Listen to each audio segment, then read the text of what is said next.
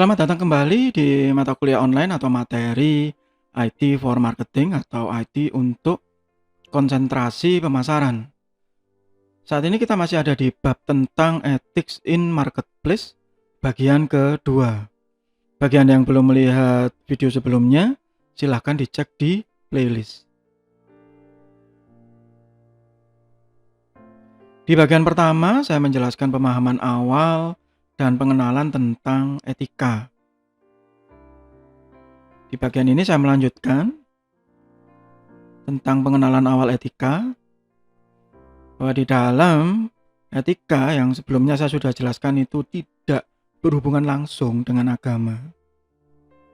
Ada dua jenis istilah yang perlu dipahami. Yang pertama adalah benar dan salah, right and wrong. Benar dan salah ini no in between, jadi tidak ada di antaranya. Tidak ada setengah benar, tidak ada setengah salah.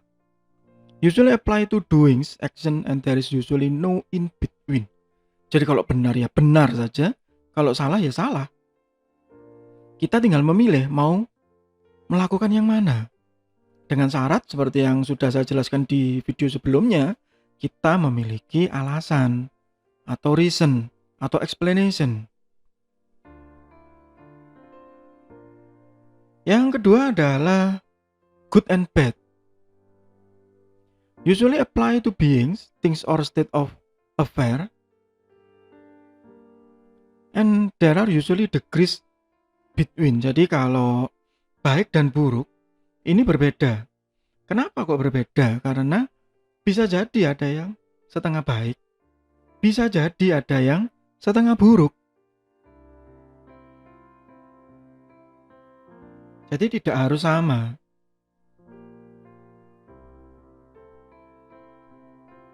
Nah, di sini ini yang nanti akan menjadi masalah. Biasanya orang akan memilih yang baik atau yang buruk. Misalnya, berbohong. Kalau seseorang sudah menganggap bahwa berbohong itu adalah perbuatan yang salah, wrong, ya sudah, wrong.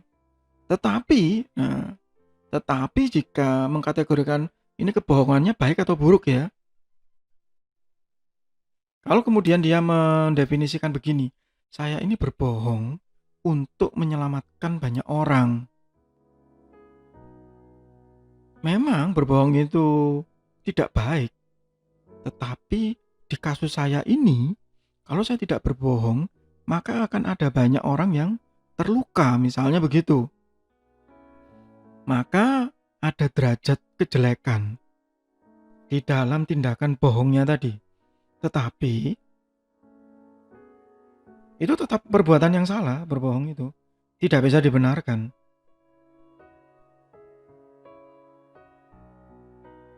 Kalau katanya teman-teman di beberapa grup di internet ya, itu mereka bilangnya ya dosanya tipis-tipis begitu.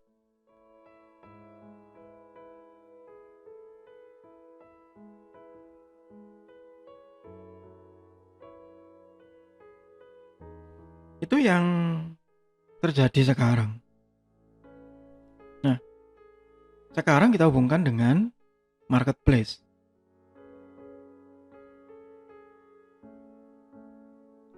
Di marketplace ya, yang pertama saya bahas adalah pelakunya, sales people. Ada banyak stigma buruk untuk teman-teman di marketing, terutama di sales people ya, yang langsung berhadapan dengan customer, yang biasanya menawarkan dengan berbagai macam cara. Dan tiap orang itu memiliki prinsip yang berbeda-beda.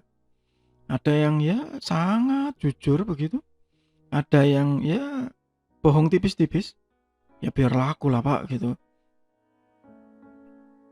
Dan semuanya punya derajat masing-masing, punya faktor yang mempengaruhi.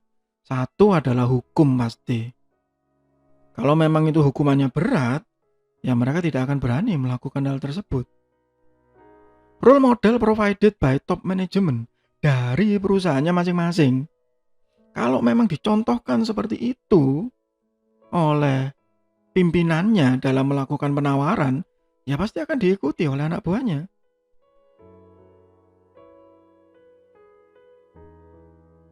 Atau company policy and practice. Jadi kebijakan dari perusahaan, bahwa perusahaan tersebut tidak mau anak buahnya melakukan praktek-praktek kotor di dalam pemasaran. Misalnya begitu, ya silakan.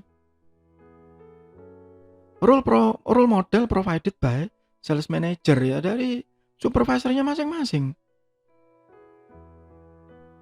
Nah, itu Pak, sales manager saya itu kalau menawarkan, dia ngajak calon customer ke karaoke begini dan begini dan begitu. Ya saya juga nyontoh, karena memang di situ disediakan biaya entertain misalnya, dan itu banyak terjadi. Maka itu akan naik ke atas, mulai dari role model dari sales manager, company policy and practice ya. Memang perusahaannya menyediakan untuk hal-hal seperti itu dan mensupport. Berbahaya, iya. Mungkin bagi sebagian orang tidak. Ya, itu akhirnya kembali lagi menjadi personal value of salesperson. Bahwa tiap orang nanti akan punya etika masing-masing dan menjalankan pilihannya masing-masing. Ethical conduct of salespeople. Kalau dia memang tidak setuju dengan cara-cara seperti itu, ya dia pasti out, pasti keluar. Tapi kalau dia memang masih ada di situ, kemudian dia mengeluh, waduh perusahaan saya kok begini, ya omong kosong. Itu yang dari personal ya. Nah, kemudian kita ke yang lebih besar, yaitu pasar. Sebelumnya kita kenalan dulu dengan istilah pasar atau market. Ada yang mendefinisikan bahwa pasar itu adalah sebuah forum, sebuah perkumpulan di mana orang-orang saling bertukar barang atau uang. Any forum in which people come together for the purpose of exchanging ownership of good and money. Dia tidak menyebut berapa jumlah minimal atau maksimalnya. Harusnya lebih dari 2 orang itu sudah cukup. Ada 3 orang, 4 orang saling menawar-nawarkan barangnya, saling bertukar, ya pasar udah. Dan tidak disebutkan bahwa itu harus bertemu tatap muka, face to face. Bisa jadi itu online atau tidak. Atau memang pertemuannya rutin, regular gathering of people for the purchase and sale of provision. Bisa juga saham, livestock, atau komoditi yang lain. Pasar tradisional, supermarket,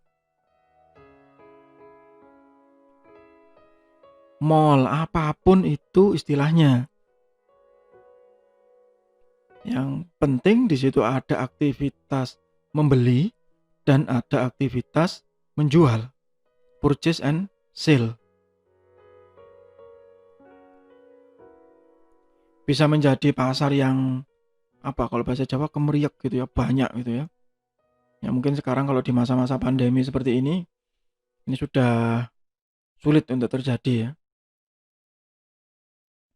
Atau yang memang modern, mall, regular gathering setiap hari. Atau yang ada di internet. Meskipun nanti kita lebih fokus ke yang internet, tetapi tetap itu sebagai bagian daripada pasar.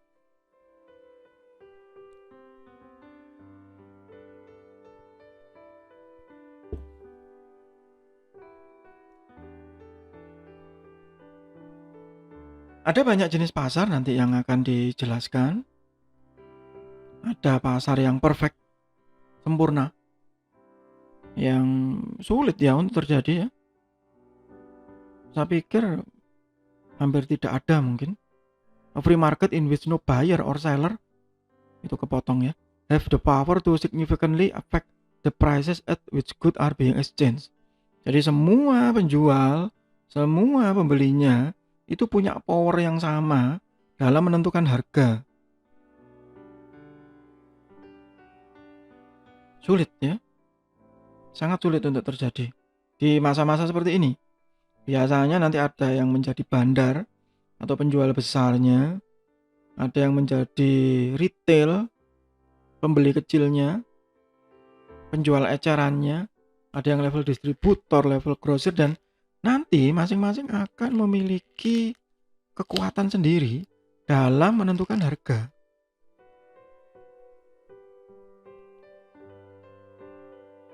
Saya tidak menjamin bahwa perfect competition ini ada. Karena kalau di perfect competition ini berarti ya kita bisa menyimpulkan bahwa semuanya itu beretika dan orang-orangnya baik. Tidak ada yang punya niatan untuk bermain harga, tidak ada yang punya niatan untuk menipu. Ya, mimpi mungkin ini ya, perfect competition ini. Yang paling banyak ya pasti oligopoli. A market share by relatively small number of large firms that together can exercise some influence on prices. Jadi memang ada bandarnya, large firm, apapun lah istilahnya, bandar tengkulak gitu ya, large firm, pemain besar. Ada teman saya yang kalau di bursa mengistilahkan itu big boys gitu. Ya, orang-orang yang bermain besar dan punya modal sangat tinggi gitu ya jumlahnya. Yang mereka bisa mempengaruhi harga hanya dalam waktu sekejap. Dan ini bisa berlaku di banyak hal ya. Di komoditi juga gitu ya. Itu untuk sementara di bagian kedua ini. Nanti kita akan lanjutkan lagi di bagian berikutnya. Kita membahas dari pure monopoli dan berikutnya yang nanti akan memiliki pengaruh dalam penerapan etika di marketplace, khususnya digital marketplace. Kita akan lanjutkan di video berikutnya, masih di mata kuliah online atau materi IT for marketing atau IT untuk konsentrasi pemasaran. Semoga bermanfaat. Tetap sehat, tetap semangat. Terima kasih.